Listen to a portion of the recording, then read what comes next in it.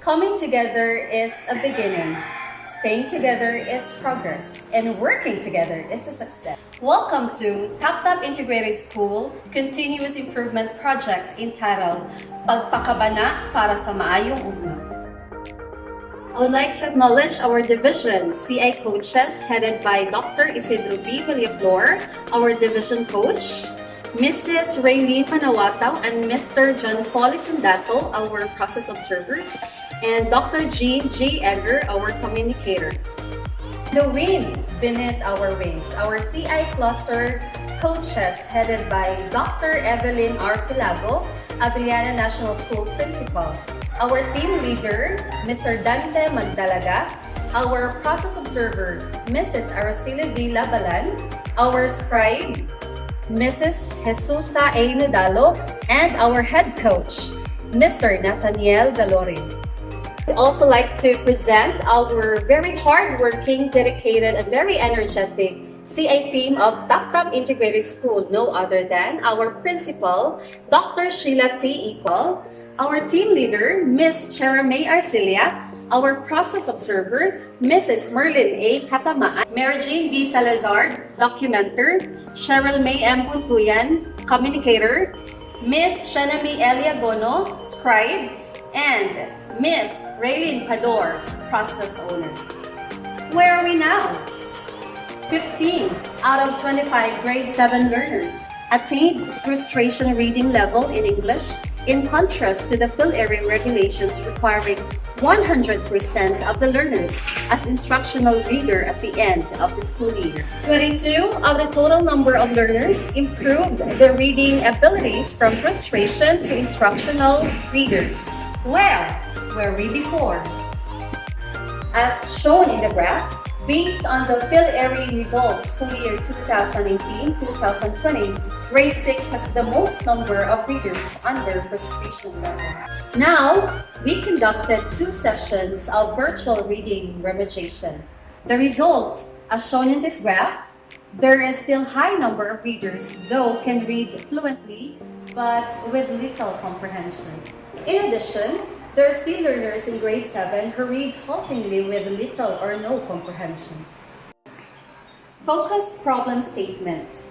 15 out of 25 grade 7 Hope learners attained frustration reading level in English, in contrast to the fill area regulations requiring 100% of the learners as instructional reader at the end of the school year. Affinity diagram shows the responses of our learners in the survey that we made. Under the reading resources, 8 of the learners responded that they need these learning materials in order for them to read or to aid in their reading, like dictionary, computer, internet para maka-search. Under learning environment, the learners responded that they need a peaceful place conducive for learning, and they also need a place where internet connection is available. Under human aid resource, they responded that they really need the presence of their teachers for them to learn. Consequently, the teachers and the learners have come up with ways to improve their reading comprehension, that is, widen their vocabulary, strengthen their spelling skills, and boost their reading skill in order to comprehend well. This is our activity chart for virtual reading remediation. We start with virtual reading pre-assessment. Can the student read fast? If yes, we proceed to the next step. If no, we'll conduct a reading drill. The next step is, can the student read the words properly? If yes, then we'll proceed to the next step. If no, we'll show the student our prepared vocabulary. Can the student understand every word? If yes, then we'll proceed to the next step. But if no, we'll have our tutorial on pronunciation. The next step is conduct ORB assessment. Next, classify the learners based on the ORB result.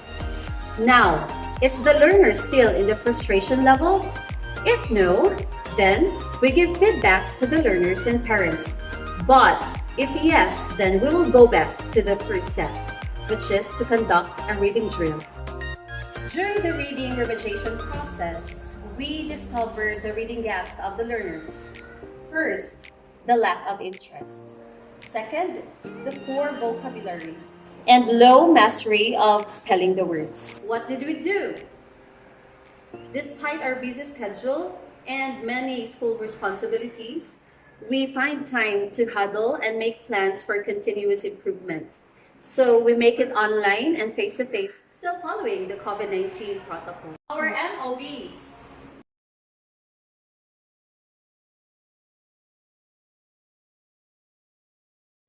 YY diagram shows what has transpired during our first and second reading remediation exposure. For manpower, learners can read but with little comprehension. The in-charge lacks time in monitoring the learner's progress. For the methods, learners can read fluently but with little comprehension. Virtual remediation process was not fully established as planned. So this means that the reading remediation program is ineffective. Because of this, we make our improvement plans. For valid root cause, the lack of time in monitoring learners' progress, our objective is to implement remediation as scheduled. Recommendations or solutions: schedule reading remediation regularly. Avoid conflict of a set schedule from other school activities. Second, virtual remediation was not established as planned. Our objective is to develop strategy that will enable both the teachers and the learners to implement the planned system. Recommendations or solutions: proper coordination with parents or guardians with regards to the schedule of the remediation. Based on our improvement plan, this will be our future process flowchart.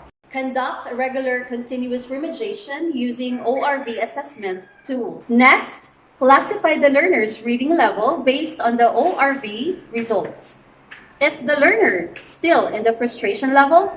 If no, then we'll directly give feedback to the learners and parents, and that will stop the process, but not the learning. But if yes, we will go back to our first step, which is to conduct continuous remediation program to our learner until we will attain our goal. Solutions: constant follow-up to students who are still struggling in reading and comprehending. Second, provide more reading materials with higher order thinking questions to develop the critical thinking skills of our learners. Third, conduct vocabulary drills and activities to widen the learner's knowledge of words. And encourage students to keep on reading to sustain and develop their skills in reading and comprehension. As shown in the graph, there has been a dramatic improvement of the third and fourth exposure. Students who can read fluently with comprehension becomes relatively high. Where do you go from here? For our recommendations, provide reading programs consistently. Consistent follow-up of the learner's progress. Commit your time in making monitoring and evaluation to track improvement. This arduous but productive endeavor left us a lot of learnings. First, assessment in reading is very important to have a grasp of idea as to what reading intervention to do.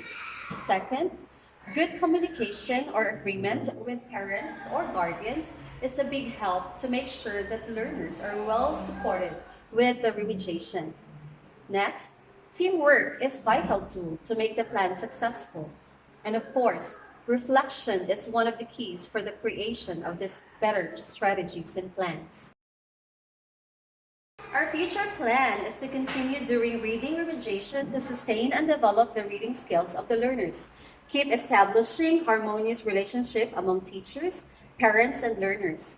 Apply the steps learned in conducting improvement plan in the future. Continue seeking CIGPs in school and make improvement plans to address the problem.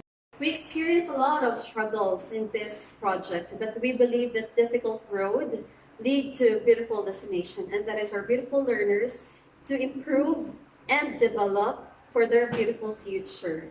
To God be the glory. Thank you.